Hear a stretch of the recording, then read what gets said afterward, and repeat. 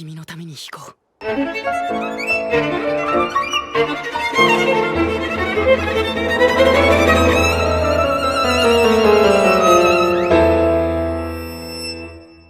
Music is generally just beautiful. It's an extremely expressive art where lone sounds, which holds little to no meaning behind them, can come together and express the exact emotion that a musician wants to convey to their audience. Whether it be joy, grief, excitement, or disappointment, music can display all of it to the world. In addition, with my love for music, as stated in my last video, I am in a deep rabbit hole of romance anime, and no, I don't need help to get out of this fucking hole. I am having the time of my life. Most of the time. Anyways, in comes your line, April. Yes, it has taken me more than a decade. Wait a minute, god damn it. It's been really that long? What the fuck? Yo, that can't be right, man. Hold up. When did your line April come out? Oh, no, yeah, damn. 2014? Yeah, wow. Actually, more than 10 years to finally sit down and watch it. Over the years, I have heard nothing but praise for this show, especially from my brother that has been gassing this shit up since day one. And I'm not gonna lie, I was straight hating, bro, for that entire decade. Anytime that Your Lie in April would be brought up as a possible show that I could watch, I would shut that shit down immediately by instead watching a shitty ass isekai anime, since I was in my dumpster garbage fire anime phase. So though I guess I still am in the phase, just in a different genre. Whatever, that doesn't matter because it's different, man. Instead of being an edgy teenager where all I want is a hyped up chat of an MC to no diff everyone while pulling every girl on the show, I'm a grown adult trying to escape the reality that is my life by seeking comfort in romance / slice of life. You see? Change. Man, what the fuck is you talking about? Was that? I'm sorry, man. I wasn't thinking about it. Not gonna lie though, going into this, I knew only two things. One, that it was about music, and two, that it was supposedly extremely sad. Which I'm not gonna lie, I thought a lot of people were capped up saying that they cried to this show. And that there's no way that this anime is that emotionally charged that it can bring me to tears. Me cry? Nah, no way, man. Meanwhile, What the actual fuck, man? I am not okay. What the fuck? Yeah, I was all the way capped up. I forgot I'm a little bitch. So with extreme foolishness, I click play and I finished it in 2 days. This show is nothing less than a masterpiece. Let me explain. Quick spoiler warning for those that haven't watched the show at all, since I'll be talking about all the events that occur within the anime. One of the things that this show does extremely well is the simple fact that every single scene and moment in this show ties in together. There is no such thing as wasted / padded up material here. This is shown by the beginning montage that we have with Korori, our main heroine, chasing around a black cat with blue eyes around until it's finally able to approach it and offers the cat her canal. Through my first time run through, I didn't think much of it at all since I hadn't been introduced to either the character or the cat. However, based on the opening that plays after, which by the way is straight banger, holy, do you hear this, man? Okay, and that's enough. Any more and we will get boomed by the YouTube gods themselves. Anyways, I knew that the scene was important, just didn't know to what degree. And to be honest, this isn't something that anyone that is doing a first time watch is able to piece together, but this single montage is quite literally the entire progression of interactions between our main characters. The cat is supposed to be a representation of Kosei, as it first catches the attention of Korori as it is bathing in sunlight next to the sakura tree, almost as if a spotlight is being showered onto it, which is an important note as we later find out in the last episode that Kosei's piano playing is the single thing that inspired Korori to learn the violin and become a musician to even begin with. Once it notices Korori, it gets scared and dashes away, exactly what Kosei does in their first interaction later in episode 1, since his first interpretation of Korori was tempestuous and capricious, which with one Google search later, due to my small and feeble vocabulary, basically just means that of someone that has a stormy personality and constantly switches between moods almost instantaneously. We then get a couple of scenes of the cat attempting to isolate itself in dark and gloomy areas. The first area it heads to is a dark and gloomy alleyway with no visible light around it. The second area, it's under a vending machine with light surrounding it. And the third area is under a car where there's little to no shadow until finally it is sitting in a bench fully bathing in sunlight again while accepting Corey's company. This entire scene is just beautiful as it shows the entire progression of Kosei's character through his future performances as he slowly makes progress between each and every one of them until the final one, where he finally lets go of all the sorrow in his heart that has been holding him back as a musician. And I absolutely love anime that does this, man. It makes every single rewatch feel refreshing as you are able to pick up on small details that you might have missed in your original watch. Next, I want to talk about how well structured episode 1 is. It throws us straight into the story by immediately introducing 3 out of the 4 main characters of this show. Kosei, obviously, Tsubaki, an outgoing and caring and athletic girl that is currently in the baseball team, and wait a minute, childhood friend? Nah, wrap it up, bro. She and up. You'll never catch me rooting for the childhood friend. Never.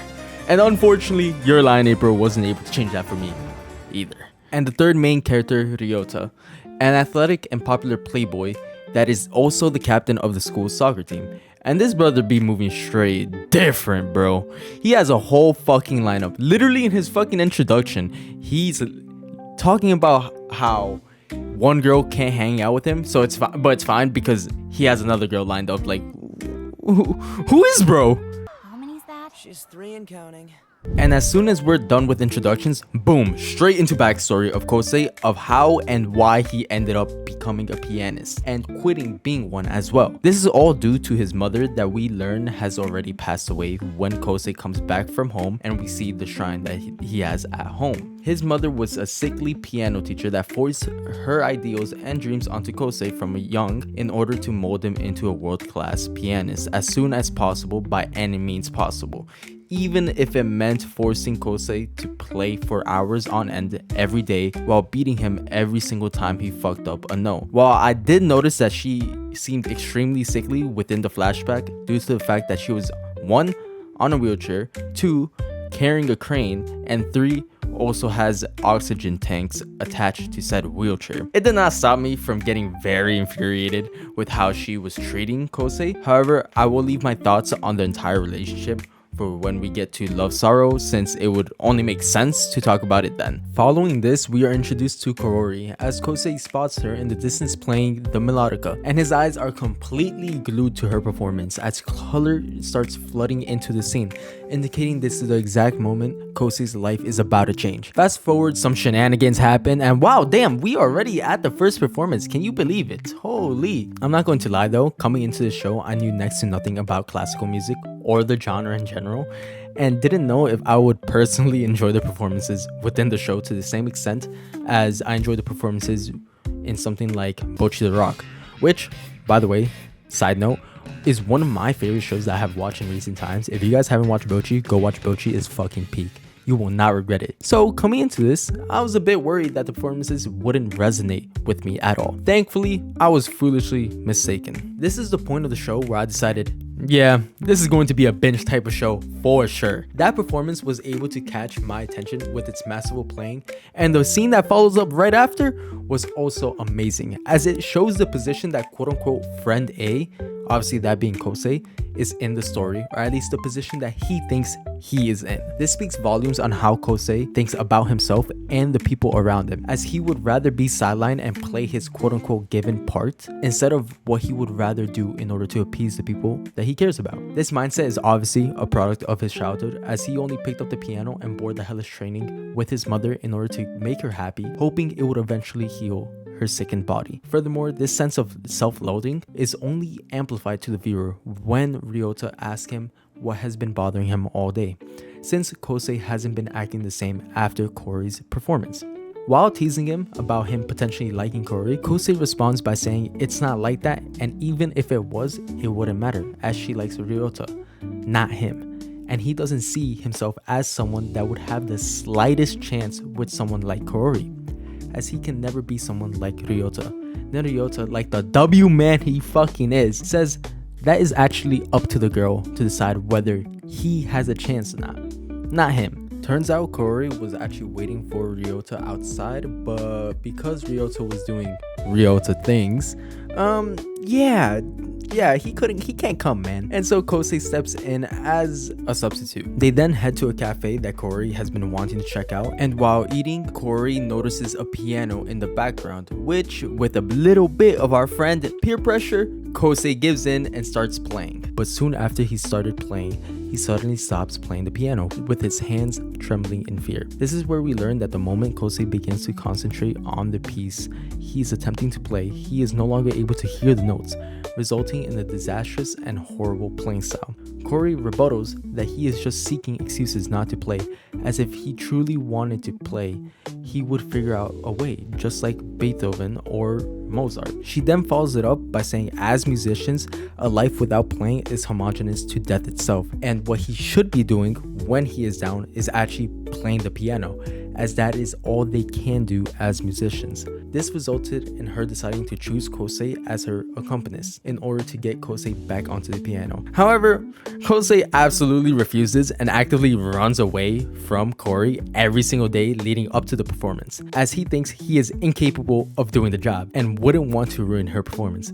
After a full week of this brother running around like a headless chicken trying to avoid both Tsubaki and Corey head home for the day, and they start talking about Kosei. This is where it gets a bit interesting, because this is where we finally see Tsubaki's reasoning on why she wants Kosei on the piano. It's not because she wants to see him play, but it's because of the simple fact that she thinks something inside Kosei would change for the better. We also get a glimpse at Corey's stop, Totsuhara University Hospital, indicating that Corey might not be well at all. On the day of the performance, Corey confronts Kosei on the roof and attempts to convince him one last time, and right as Kosei is about to reject her once again, she breaks down, telling him to do it for her, as she is extremely close to losing heart. Tie this up with the previous scene being her heading to a hospital, the plot is definitely slowly building up to the fact that whatever sickness she may have is something much bigger than a regular sickness, as it is extremely affecting not only her actions but her emotions as well. Seeing this, Kosei ultimately agrees to be her accompanist. This performance, my people, let me tell you,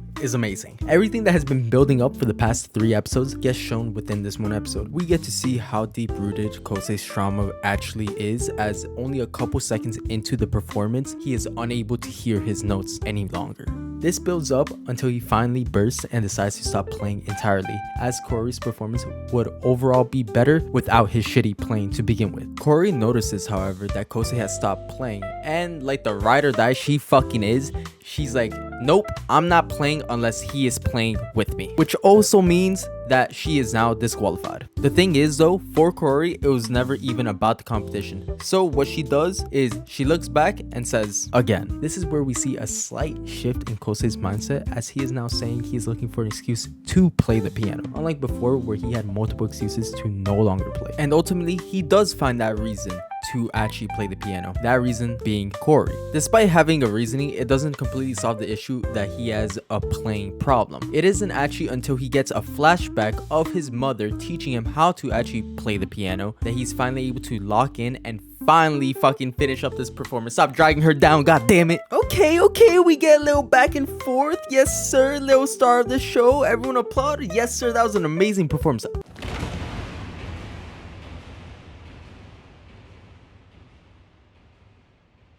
Aw, what the fuck, man? Why is she on the floor? Corey the next day, however, is adamant on the fact that this was a one-time thing.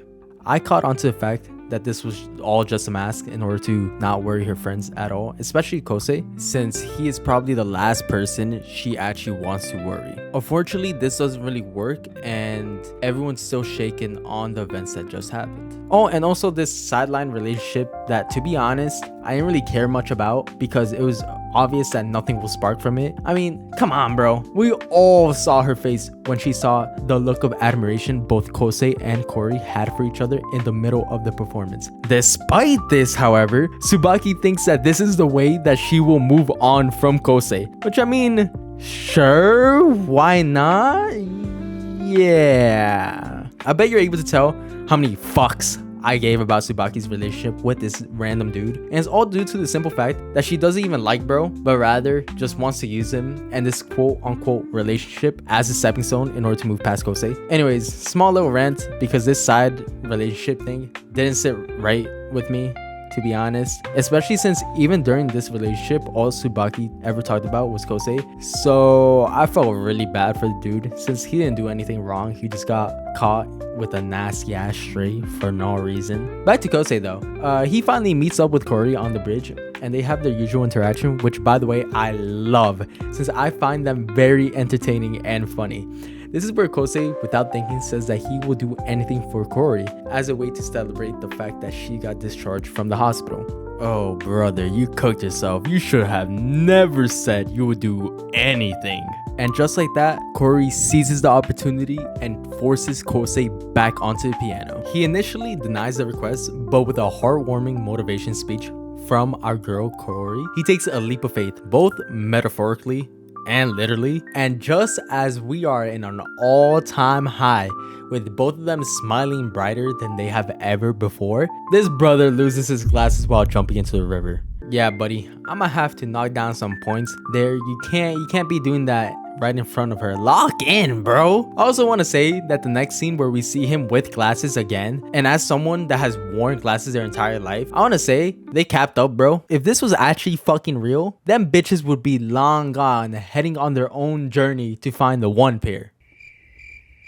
Yeah, I'm sorry, that was a really shitty joke. And they both head back to Kosei's place in order to dry up, and let's just hope a certain somebody doesn't see them, because if she does, she will tweet. Damn, too late for that. Shit, man. Corey 2, Tsubaki 0, bro. Kosei gets to practicing immediately, with Corey keeping him accountable for practice in order to prepare for the incoming competition, which ultimately just further develops their relationship even further. We even get this cute little scene where they are all alone at school, while again Tsubaki is doing... Yeah, anyways, we get introduced to two new characters, Takeshi and Emi, as they have both been waiting the return of Kosei onto the piano scene, as they were Kosei's previous rivals. Just coming right out and being straight with you guys, out of these two, I definitely liked Emi more than Takeshi. How the fuck you say his name? Just for her reasoning of why she admired and wanted Kosei back onto the piano. She didn't want the perfect Kosei that played the score of the song to a T without any hiccups or errors. While on paper, that would make one think, oh damn, why is that not a good thing, bro? If he's able to do it perfectly, then he's gotta be a great musician, right? While that is true, right? It doesn't leave any room for creativity and self-expression in the piece either. He is simply a slave to the score. That is why she didn't like the previous and current versions of Kosei. While Takeshi is the complete opposite. He says Kosei is a hero that would never mess up at all and constantly throughout his childhood put him on a pedestal. So when he saw Kosei finally fuck up in the competition due to all the troubles and worries that has already been explored in the past episode, Takeshi's version of his quote-unquote hero breaks and he is unable to accept it. While Emi is glad that she saw a glimpse of the piano player that inspired her to pick up the piano to begin with. Additionally, once again, this competition was a turning point for Kosei as well. While he did fuck it up badly, not gonna lie, at the very end, he was able to play a beautiful piece that screamed of emotion without the direct involvement of Corey. While he still keeps her in mind as she is the main person he is playing the piano for, he has now found it in his heart to want to play the piano to begin with. After the performance, we meet Hiroko, a friend of Saki Arima, aka Kosei's mother. This is where we get more information on Kosei's actual background and his history. And it turns out she is actually the person that convinced Kosei's mother to turn Kosei into a pianist because of the amount of fucking talent this brother had at such a young age, which is kind of really fucking crazy to me. Like, I understand obviously if you're in the music world and you have talent, go for it, but at the age I think he was like 4 or 5, that is an insane amount of pressure for a kid, and I can 100% see where Kosei's mother was coming from. But eventually she actually did come around and obviously the entire thing happened, and she does actually feel very guilty about it with the flashbacks that we do actually get, which I mean is very realistic because anybody would feel very fucking guilty and have the entire blame on their shoulders if they witnessed what came of it. Following this, we are introduced to the next performance that is up, and this one is actually going to be a duet for Corey and Kosei. However, this time she is not forcing him to perform this time, as her entire goal from the previous performances was to see if something within Kosei would change hoping he would find his reason to play the piano by himself by the end of the performance, meaning that forcing him to play right now in this performance would be meaningless, as instead of it being a noble act to nudge him in the right direction, if she forced him to play now, it would be out of pure selfishness. Fortunately though, Kosei did find his reason to continue playing piano and thus obviously accepted the invitation. The song though, Kosei couldn't be in less agreement with Korori, since the song she picked is A Love's Sorrow, Saki's favorite song, and the song she would play to Kosei constantly throughout his childhood. Later in the day, we see both of them at the same bridge that they jumped into the river a couple of episodes ago, admiring the fireflies around them. This is where Kosei tells the true reason why he was able to play the piano on the day of his performance, and it was all due to him having Korori by his side. And as he walks away, Korori quotes Charlie Brown by saying that she will not always be there to help him out. This is where I started tweaking. I was like, no, stop it. Stop the death flags. Look, man, the death flags up to this point has already been somewhat apparent. However, this is as obvious as a death flag can get. Stop, man. I'm actually enjoying the dynamic and starting to sell the ship. Look, man, they're singing Twinkle Twinkle Little Stars. It's adorable. Nah, they just playing with me, man. Ain't no way. Ah, how lovely ignorance and straight denial can be, man. Oh, will you look at that? It's performance time. And fuck, Korori's not here. Stop playing with me, man. Stop. She just took a very, very long nap. Yep. Anyways, Kosei, I guess it's time to do the solo. Fuck yeah, fuck it. So in order to give Korori as much time as possible, they try and find the person that has the very last spot of the concert. And they did find him, but she's as undisciplined in her real life as she is up on stage showing off. Not even a musician. A musician plays what the composer wrote down. When she plays, it's a disaster. It's just a bunch of noise. Now you listen here, you little shit. If you don't swap places right now, I will use this violin to beat the living... Oh no, never mind. Kosei doesn't care. Since my go is about to show you what real music sounds like. You wanted a spotlight for Tay? Well, buddy, wrap it up. Kosei's determined to take that shit away from you, since you disrespected the fuck out of his girl. Get him, Kosei! Time to start one of the best performances of this show. Love's Sorrow. This entire performance revolves around Kosei and Saki, as it is Kosei's final goodbye to his mother, since he is finally letting go of the version of his mother that has been dragging him down ever since her death. While I do understand that this version of his mother is something that Kosei did make up in his head as stated by him, I wouldn't say it's completely a false version either, as she did end up actually doing horrible things to her son. Whether she meant good or not is irrelevant when specifically looking at her actions. However, I do understand that being that sick to the point where you no longer know how much time you have left before you have to leave your loved ones behind indefinitely can cause a person to act out irrationally, desperately, and drastically. It creates reason behind this character that previously was portrayed as just plain evil, which ultimately humanizes Saki, as she just wanted to prepare her child for the world the best way she could in the little time she had left. This reason, in my opinion, doesn't really justify her actions, but that's not the point of it all. It's to give the viewers a new perspective on their relationship in order to display the simple fact that Saki did indeed love her son more than anything else, and it is up to Kosei alone to forgive her for those actions and remember the loving and caring mother that she was, instead of the broken and abusive version that she portrayed in her last years, which he ultimately does forgive her, stating that his mother is a part of his day-to-day life through the things that she had taught him and still lives within his heart. Whew, man, after letting go of all that trauma, we need a break, man. Man, what the fuck? Well, Korori is at the hospital again, and with his monologue from Hiryoko, I fear he's on a painful path.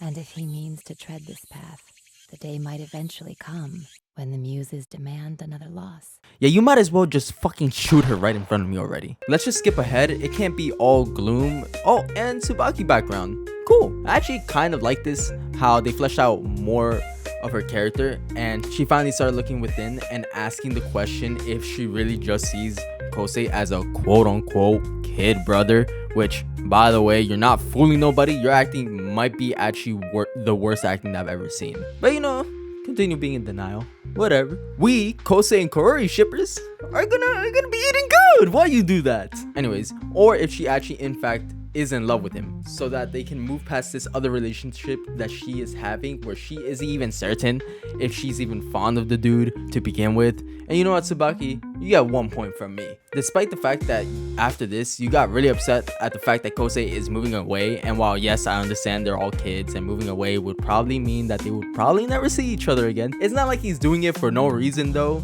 since he's just looking for whichever option is the best for his career. And they break up right after. Yes sir, that's another point for me. Hell yeah. Say what you will, I've been hating on this relationship since day one and was hoping it would fail.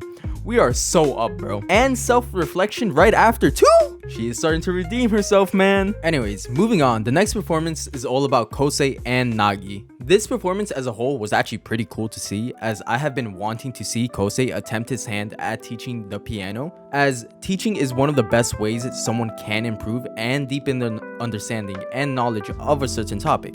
Here, obviously being piano. In addition to that, Kosei has to attempt to teach Nagi, a girl who thinks that the score is the sole dictator and any musician who strays from the score is inferior to one who doesn't. Which, you see what they're doing? This is the exact same thought process that Kosei originally had before learning the art of music. Obviously, we did see that Saki did want to teach the art of music, the art of it all, to Kosei, but couldn't because of her limited time, and blah, blah, blah, blah. We already went through the background. Anyways, this is really cool to see because we're essentially seeing his entire progression mentally in full display here, as their beliefs are clashing with one another constantly, which, I mean, you gotta appreciate. However, what actually caught my attention the most was the side plot that was happening at the same time with Corey, and her frustration of being totally helpless against her disease. This feeling of hopelessness has started to build up to the point where she can't deal with it anymore. She even starts projecting her frustration outward to Kosei for not practicing enough, despite obviously not knowing how hard he actually has been trying to get better. And when Kosei attempts to rebuttal, saying that he does practice day in and day out, she still says it's not enough at all and that he has limited time. Hearing this from Corey, Kosei instantly draws up parallels between Corey and his mother, since Corey is acting identically to her, having constant and unstable emotions, getting irrational over small things, and most importantly of all, forcing him to practice the piano until he drops, since any other second used on anything else is time wasted. It's exactly what Saki did in the past as well. This is pretty cool to see because it shows that nobody is immune to this fear of hopelessness when faced with the fact that they have limited time left. The only difference this time is that Corey catches herself from this downward spiral of desperation after hearing the performance that Kosei and Nagi put up. That sole performance had reignited her ambition for music and gave her hope that she would be able to do at least one more duet with Kosei, as requested. Thus, she takes a leap of faith by preparing for the surgery that has a high risk of killing her, but would give her the strength to perform on stage one last time. And with that, Corey prepares her body by taking up physical therapy, while Kosei gets to practicing immediately, as the Eastern Japan piano competition is about to begin. On the first day of the competition, we see a reappearance of Emi and Takeshi, and they have a quick interaction about egg sandwiches and basically talk like friends would, which I love to see from these three. Takeshi performs his piece where he finally lets go of this hero image that he has had for years of Kosei and is now determined to surpass him as his rival and as his friend. He finishes the piece exhausted, and well, would you look at that, both of them are there to support him afterwards. And then they give him shit about how he fucked up on some parts, bro. Amazing. You gotta love it. The following day, Tsubaki starts reminiscing on everything she has gone through with Kosei and finally comes to the realization that she is in love with him. Oh my god, guys. Can you fucking believe it? Holy. It only took the entire series for her to realize. But you know what? That doesn't matter. It's the fact that she finally fucking realized. Yes, sir. With this final realization, she confesses to him, stating that he should fall in love with her instead, right before dashing away into the rain. And to be honest, nah, man. I ain't like the way she went about this confession at all. Especially since she highlighted the fact that Corey liked Watri instead of him, so he should basically give up on the person that Kosei is clearly in love with and instead look in her direction. Now you see, if she had cut the beginning part, I wouldn't have a problem with it. And to be honest, I would actually really fucked with this confession, especially after the entire flashback with her and Kosei. But because she drags in other people into the confession to try and bring reasons to why Kosei should fall in love with her, it's a bit weird, I'm not gonna lie. Especially since that is a decision that's solely up to Kosei and Kosei alone. And in my opinion, adding pressure by saying to basically give up on the other girl is a bit off-putting to me, as it comes across as extremely selfish and inconsiderate of the recipient's emotions. That's just me though. Let me know if you guys agree or disagree with me. The following night, Corey calls Kosei to remind him that he should be practicing every single minute he possibly can in order to stay ahead of the competition, which actually came in clutch since his head was not in the right space to play piano due to Tsubaki's confession. She hangs up after saying that, but calls right back to tell him about a plane that had just passed by in the sky, while also reminding him that she will be calling him constantly, which he follows up with a promise to visit her soon. Which I love this scene. Oh my god, it's so adorable. I love them, man. Following this, Kosei and Ryota visits Corey in order to say hi and check up on her, since she should be doing a bit better now, especially since she has had enough strength for physical therapy. Doctor's on his way. Oh no, Kosei is going to be broken, isn't he? Add on to the fact that the stray cat that he has been meeting up with once in a while the entire show gets ran over and dies as well. Yeah, this brother is not having the best time at all. And wow, he actually looks so dead inside. Oh my god. Can't blame him at all though, considering the fact that this would be the second time this has happened to him. But the reality of the situation has finally hit Kosei, since he has been in obvious denial for multiple episodes now, and he had been purposely ignoring the clear signs that she wasn't doing well at all in order to save the little hope that he had that everything would work out. Unfortunately, there's nothing Kosei can do about the situation except sit there and accept it. And as a result, he continues to spiral into a depressive episode for multiple days, all while his rivals are continuing to pull ahead. It isn't until Kosei gets a note from Corey simply saying, "I want a canal," and with that, he found the heart to go see Corey again one last time. Which I think it's interesting to note that Kosei, despite being depressed and unwilling to do anything in general, without a moment's hesitation, grants Corey's wish, even though he would rather continue sulking. He visits Corey and she convinces him to take her out to the roof, even though it is snowing. Also, by the way, the way she convinces him is actually so adorable.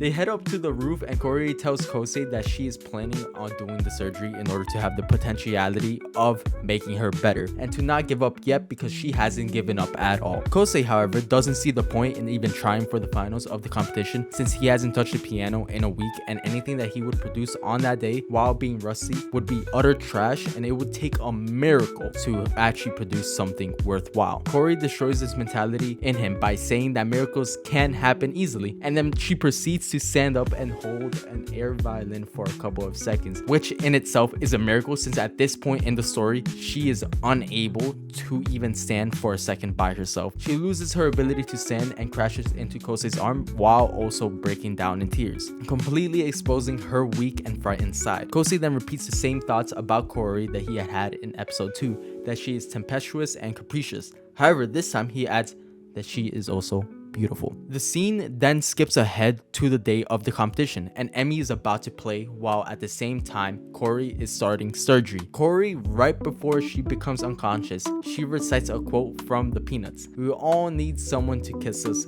goodbye." And in this exact moment, I lost all hope for her potentially coming out of the surgery alive. You see, I am a hopeless idiot when it comes to things like this in both anime and just media in general, so I will literally cope and hold on to hope until the very last minute. So hearing her say that crushed my soul even before I even started the final episode. The entire build up to Harima playing this song was also amazing, and I couldn't wait for what this brother was about to cook up, especially since he is quite literally pouring his heart out onto the piano. And with a beginning snippet of the song being played into my ears, I clicked play onto episode 22, Spring Wind. Looking back now, nothing could have prepared me for this last episode, and even now while rewatching and grabbing the clips for the video, I still very much get teary-eyed. But I congress. Let's get into Kosei's final performance of July and April. This performance highlights all of Kosei's progress from the beginning to the end of the show, by first showing the fragile state that he was as a kid, begging for anyone to help him out in order to hear the notes and find the will to play and enjoy the piano again. Kori steps into the picture and reminds this scared little Kosei that he has and will always have the memory of her, as she will always live inside the heart of Kosei. And with that final message, the duet begins. This piece, with the addition of the visuals of the duet, had me holding my hand up to my face, covering my mouth. Nothing at that very moment mattered besides this performance. I was able to transport myself into the scene as I appreciated every note that was being played. You can clearly hear the desperation of Kosei's playing once Kori starts bursting into petals, which I assume was a symbol of her losing her life, especially since we were getting snippets of the operation throughout this performance. And once she fully disappears, you are able to hear the sorrow that lingers within Kosei's heart as he slowly starts uncontrollably tearing up at the very end of his performance, saying one last goodbye to the girl that he loved with all his heart. And just when I think I can't get any more emotional, Kosei starts reading off the letter that Kori left behind. Just like that, every reason behind Kori's actions throughout the entirety of the show was displayed for the viewers in one big sweep. Her reasoning behind starting off violin, Kosei. Her reasoning for her carefree and wild personality was due to the fact that she didn't want to live a life filled with regrets, which ultimately brought her to telling the one single lie that she will never regret. Cody likes Watari. Wait, what? After all, Kosei, that lie brought us together. Even playing it back for the fourth time, I still get a bit teary. And to wrap it all up, she goes through all of their best memories, reigniting those same memories with Kosei and the audience. And with the final stab in the heart to wrap up this letter, Kosei answers all of Kori's questions about if she was able to resonate within his heart, in which he replies that there is no question about it and he will never press the reset button. Wrapping up her letter, Kori confesses to Kosei and repeats the words "I love you" 3 times, following up with an apology for everything that she did to Kosei and ending it with a thank you and Kori's favorite photo within the envelope, a photo of her as a kid while Kosei is passing by in the background.